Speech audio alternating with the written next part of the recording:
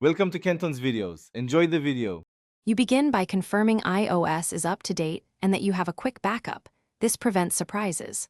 Once done, open Settings, tap General, then Keyboard. You want to land directly inside the keyboard list.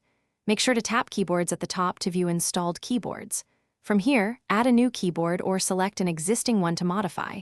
This is the first actionable step. You're moving quickly. Add, then permit full access if an app-based keyboard needs it. You now customize the layout and style within the keyboard entry. Tap the keyboard settings or the small info icon. This opens theme and layout controls. Pick QWERTY, AZERTY, or one-handed mode and choose whether you want emoji suggestions or predictive text. Then, enable themes or adjust font size and key press feedback to match your typing speed and visibility needs.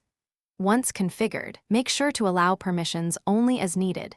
This keeps your data safe while giving the keyboard required access.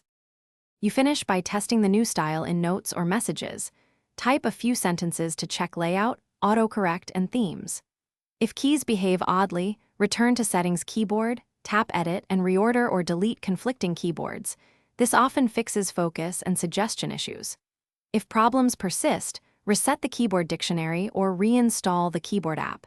That clears caches and restores defaults. One key troubleshooting tip. Restart your iPhone after reinstalling. This resolves lingering permissions or display glitches. Thanks for watching. Consider subscribing if we helped you.